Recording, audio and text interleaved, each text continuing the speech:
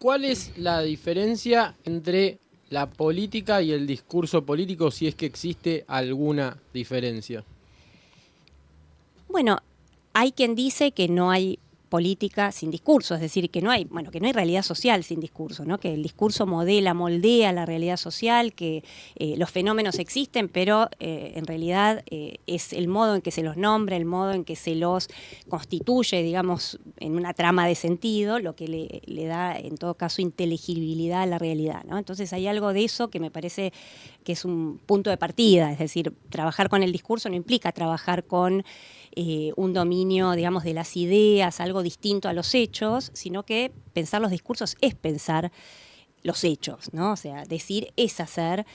El relato no es algo distinto del dato, digamos, sino que es un hecho de la realidad que genera impactos, digamos, muy concretos. Es decir, un presidente puede decir una cosa en una cadena nacional y eso desatar quizás la subida del dólar o una devaluación o el aumento del riesgo país. Es decir, tiene impacto en la realidad, si uno quiere, tangible. Y en ese sentido me parece que pensar el discurso supone pensar modos, digamos, en que la palabra política impacta sobre la realidad, digamos, ¿no? Alguien podría decir, bueno, pero después está la política dura, la política, ¿no? Más cruda, ¿no? Aquello que no se dice. Pero también uno podría pensar que ahí hay algo del orden de lo discursivo, en lo que no se dice, en los silencios, en aquello, en los rumores, ¿no? En todo ese conjunto de discursos que rodean, digamos, a la palabra pública, ¿no? Porque también hay discurso ahí.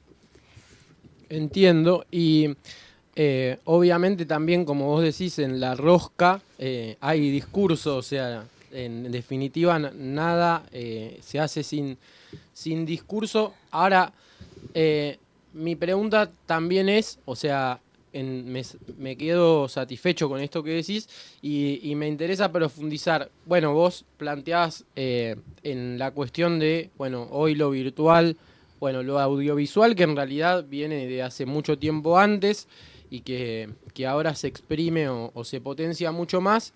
Y en todo esto hay un componente que es, por ejemplo, el lenguaje no verbal. ¿Cómo dialoga tu investigación con lo que no se enuncia, pero que forma parte de un mismo mensaje que se acompaña con gestos, con expresiones, con movimientos?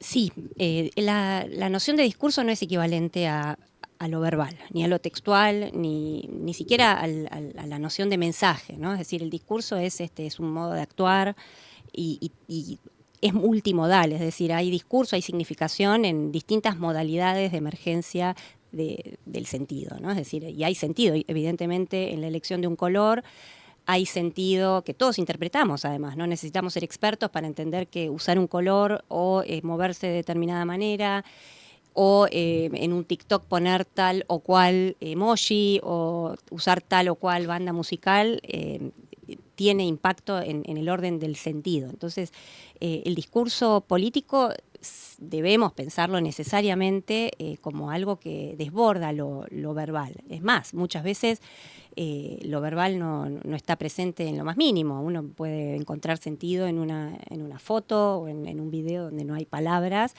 pero hay un conjunto de elementos significantes, ¿no? Verón, que es un gran autor argentino, Eliseo Verón. Eliseo Verón, claro, que es uno de los fundadores, digamos, ¿no? de la semiótica y del análisis del discurso político en Argentina, habla de paquetes significantes, ¿no? Es decir, los discursos como paquetes significantes, como un compilado, ¿no? de elementos que vehiculizan sentido. Y además el sentido está no solo en la producción de los discursos, es decir, uno no debería analizar estrictamente lo que se dice desde la fuente de producción de un discurso, sino que en realidad el sentido está en la brecha o en la distancia que hay entre la producción y el reconocimiento, ¿no? Es decir, entre aquello que se lee en un discurso. Y las lecturas y las interpretaciones son múltiples, es más, son infinitas, ¿no? Entonces uno podría decir, bueno, una cosa es lo que un político dice o quiere decir o tiene la intención de comunicar, por ejemplo, en un spot, y otra cosa son los memes que surgen a partir de ese spot, por ejemplo, ¿no? En los memes Por ejemplo, pienso en el caso de, bueno, hay muchísimos, ¿no? Pero me acuerdo del caso de Alberto Fernández cuando habló de los brasileños que bajaban de los árboles, que dicen que fue el momento más de mayor producción de memes del gobierno de Alberto Fernández. Es imposible volver a ese acontecimiento sin estar mediado por la lectura que impusieron los memes. Es decir, los memes nos devuelven una lectura retrospectiva sobre el acontecimiento que desborda absolutamente aquello que estaba en la intención original del enunciador, ¿no? Es decir, que el sentido está también en las interpretaciones, y esas interpretaciones son de distinto tipo. El meme es un elemento característico de nuestros tiempos, pero bueno, hay muchísimas relecturas, ¿no?, en la circulación de los discursos políticos.